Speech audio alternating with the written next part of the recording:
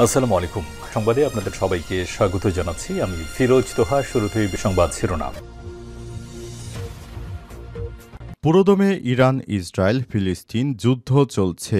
আর এই মুহূর্তে আমাদের হাতে এসছে যুদ্ধের ভয়ঙ্কর কিছু গুরুত্বপূর্ণ আপডেট সংবাদ। শুরুতেই জানাবো, এবার গাজায় যুদ্ধবন্ধের আহ্বান জানালেন ৩৫০ জন ইসরায়েলি লেখক, কবি এবং সম্পাদক। দখলদার ইসরায়েলের প্রধানমন্ত্রী নেতানিয়াহুর বিরুদ্ধে এবার খেপেছে সেই দেশের সাধারণ মানুষ। এবার সেনাবাহিনীর পাশাপাশি ফিলিস্তিনিদের অবরুদ্ধ গাজা ভূখণ্ডে যুদ্ধবন্ধে প্রধানমন্ত্রী নেতানিয়াহু সরকারের প্রতি আহ্বান জানিয়েছে কমপক্ষে ৩৫০ জন ইসরায়েলি লেখক, কবি এবং সম্পাদক। দেশটির গণমাধ্যমের বরাত থেকে জানা গেছে, তাদের সবাই একটি চিঠিতে সই করেছেন যাতে ইসরায়েলি নেতৃত্বকে যুদ্ধবন্ধের জন্য আহ্বান জানানো হয়েছে। এরপর জানাব, যেসব সত্ত্বে যুদ্ধবিরতির প্রস্তাব দিল ইসরায়েল। ৪৫ দিনের যুদ্ধবিরতির প্রস্তাব দিয়েছে দখলদার ইসরায়েল। তবে এই যুদ্ধবিরতি কার্যকর করার জন্য শর্ত বেঁধে দেওয়া হয়েছে। সূত্র আল আরাবিয়া। কি শর্ত দেওয়া হয়েছে, বিষয় গুরুত্বপূর্ণ সংবাদ থাকবে, সঙ্গেই থাকুন। এদিকে এবার শক্তিশালী ভূমিকম্পে কাঁপল যুক্তরাষ্ট্রের ক্যালিফোর্নিয়া। দাবানলের পর এবার ভূমিকম্পে আঘাত এনেছে যুক্তরাষ্ট্রের দক্ষিণ ক্যালিফোর্নিয়ায়। ৫.২ মাত্রার ভূমিকম্পে অঙ্গরাজ্যটির সান দিয়েগো নগরীর বাইরে গ্রামীণ রাস্তাগুলো পাথরের টুকরো পড়ে থাকতে দেখা গেছে। এছাড়াও নগরীর সাফারি পার্কেও ঝাঁকুনি অনুভব করেছেন কর্মকর্তারা। জানাবো, নাসার ভারতীয় বংশোদ্ভূত নারী কর্মকর্তাকে বরখাস্ত। যুক্তরাষ্ট্রের মহাকাশ গবেষণা সংস্থা নাসা তাদের ডাইভার্সিটি, ইকুইটি এবং ইনফ্লুয়েন্স ডিআই বিভাগের প্রধান নীলা রাজেন্দ্রকে বরখাস্ত করেছে। ভারতীয় বংশোদ্ভূত এই নারী কর্মকর্তা ডোনাল্ড ট্রাম্পের জারি করা এক নির্বাহী আদেশের আওতায় চাকরি হারিয়েছেন। এবং সর্বশেষ জানাবো, গভীর রাতে ছাত্রলীগের সভাপতি সাদ্দামের বাড়িতে আগুন।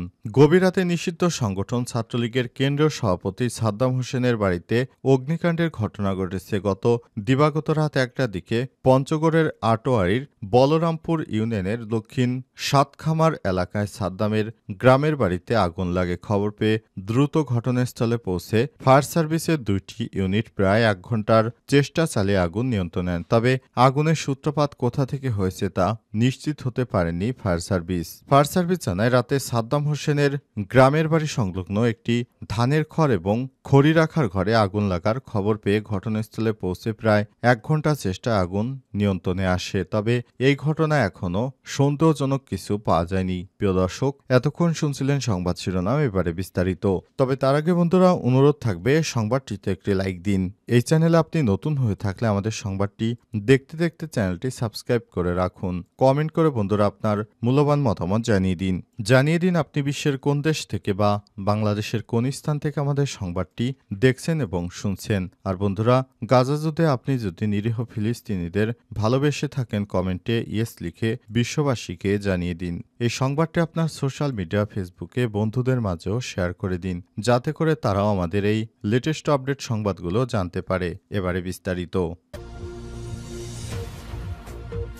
এবার গাজায় যুদ্ধ বন্ধের আহ্বান জানালেন ৩৫০ জন ইসরায়েলি লেখক, কবি এবং সম্পাদক। এবার ফিলিস্তিনে অবরুদ্ধ গাজা ভূখণ্ডে যুদ্ধ বন্ধে প্রধানমন্ত্রী বেঞ্জামিন নেতানিয়াহু সরকারের প্রতি আহ্বান জানিয়েছে কমপক্ষে ৩৫০ ইসরায়েলি লেখক, কবি এবং সম্পাদক। দেশটির গণমাধ্যমের বরাতে জানা গেছে, তাদের সবাই একটি চিঠিতে সই করেছেন যাতে ইসরায়েলি নেতৃত্বকে যুদ্ধ বন্ধের জন্য আহ্বান জানানো হয়েছে।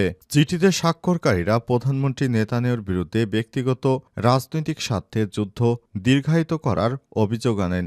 সংবাদ মাধ্যম দ্য টাইমস অফ ইসরায়েলের বরাতে আল জাজিরার প্রতিবেদনে বলা হয়েছে, গাজা যুদ্ধের অবসান মানে নেতানিয়াহুর শাসনের অবসান এবং একজন আসামি হিসেবে তার স্বাধীনতার অবসান। চিঠিতে আরও বলা হয়েছে, নিজের স্বাধীনতা রক্ষার জন্য গ্রেপ্তারের আশঙ্কা এড়াতে যুদ্ধ দীর্ঘায়িত করছেন নেতানিয়াহু, কারণ তার বিরুদ্ধে বিচারাধীন মামলা রয়েছে। প্রধানমন্ত্রী এখনও বন্দীদের স্বাধীনতা ছিনিয়ে নিচ্ছে বলেছেন, আইডিএফ ইসরায়েলি সশস্ত্র বাহিনী এর সৈনিকদের ঝুঁকির মধ্যে ফেলছে এবং গাজার বেসামরিক জনগণের উপর অতিরিক্ত ক্ষতি চাপিয়ে দিচ্ছেন। পাশাপাশি ইসরায়েলের ভেতর একটি সাংবিধানিক অভ্যুত্থান আরও তীব্র করছেন।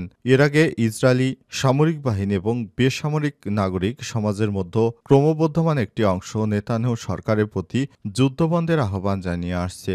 গত সপ্তাহে বর্তমান ও সাবেক বিমান বাহিনীর প্রায় 1000 রিজার্ভ সদস্য একটি চিঠিতে সই করেছেন, যাতে প্রধানমন্ত্রী বেঞ্জামিন নেতানিয়াহুকে যুদ্ধবন্ধ করা হলেও বাকি বন্দীদের মুক্তির বিষয়ে অগ্রাধিকার দেওয়ার আহ্বান জানান। সেই চিঠির পর আরও অনেক আবেদন জমা পড়েছে।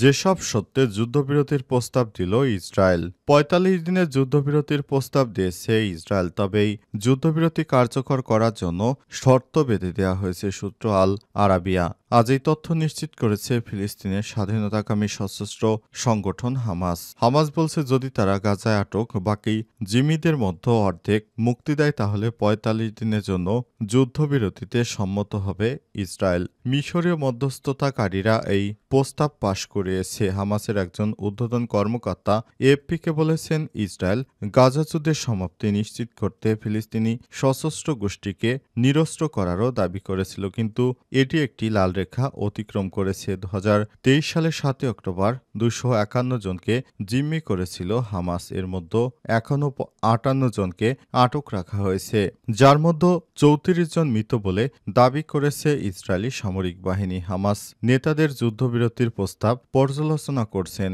প্রস্তাবে গাজা উপত্যকায় হামাস এবং সমস্ত ফিলিস্তিনি সশস্ত্র গোষ্ঠীকে যুদ্ধের স্থায়ী সমাপ্তির শর্ত হিসেবে নিরস্ত্রীকরণ অন্তর্ভুক্ত করা হয়েছে বলেও ওই কর্মকর্তা আরও বলেছেন, হামাস এবং প্রতিরোধ গোষ্ঠীর অবস্থান হল প্রতিরোধের অস্ত্র, যা একটি লাল রেখা, এবং এই নিরস্ত্রীকরণ প্রস্তাব অআলোচনাযোগ্য। হামাসের ঊর্ধ্বতন কর্মকর্তা তাহের আল নুনু ইঙ্গিত দিয়েছেন যে বন্দি বিনিময়ের মাধ্যমে সমস্ত জিম্মিকে মুক্তি দিতে ইচ্ছুক তারা, তবে ইসরায়েলকে যুদ্ধ শেষ করার গ্যারান্টি দিতে হবে এবং মিশর ও কাতারের মধ্যস্থকারীদের সঙ্গে আলোচনার পর তিনি জোর দিয়েছিলেন যে হামাস অস্ত্র ছাড়বে না।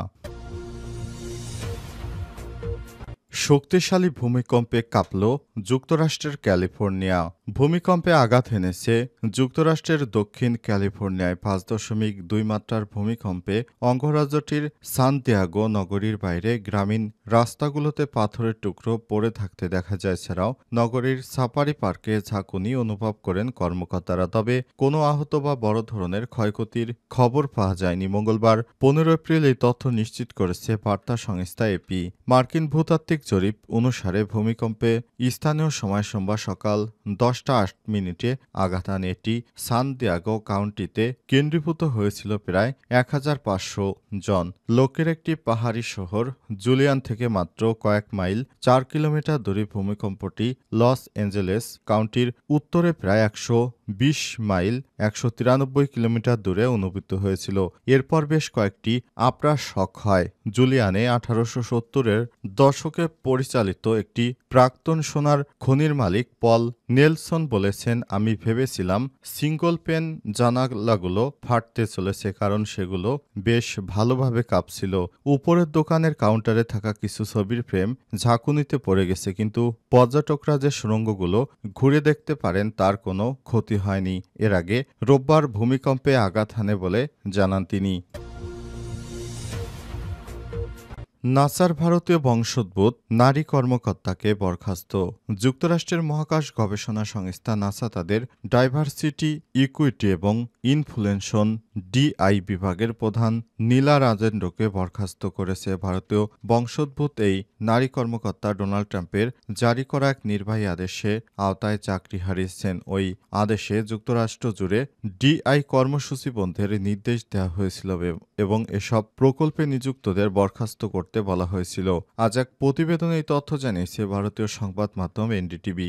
সংবাদ মাধ্যমটি জানিয়েছে, ট্রাম্পের আদেশ কার্যকর হয় নাসা প্রথমে নীলা রাজেন্দ্রকে বাঁচানোর চেষ্টা করে। পরে তার পদবি বদলে হেড অব অফিস বা team excellent and employee success করে দেওয়া হয়। যদিও তার মূল দায়িত্ব পরিবর্তন হয়নি, মূলত নতুন নামে একটি বিভাগ পর্যন্ত তৈরি করা হয় তার জন্য, কিন্তু শেষ পর্যন্ত তার শেষ রক্ষা হয়নি। প্রশাসনিক চাপের মুখে এই পদক্ষেপ টিকে রাখা যায়নি। গত সপ্তাহে নাসার জেট পপুলেশন ল্যাবরেটরি পক্ষ থেকে কর্মীদের এক ইমেইলে জানানো হয়, নীলা রাজেন্দ্র আর জেপিএলে কর্মরত নন। তিনি আমাদের প্রতিষ্ঠানে যে স্থায়ী প্রভাব রেখে গেছেন তার জন্য আমরা গভীরভাবে কৃতজ্ঞ। তার ভবিষ্যতের জন্য আমরা শুভকামনা জানাই। এই ইমেইলটি পাঠান জেপিএল এর পরিচালক লরি লেসিন, যা ব্রিটিশ সংবাদ মাধ্যম ডেইলি মেইলের প্রতিবেদন অনুযায়ী কর্মীদের কাছে প্রেরণ করা হয়।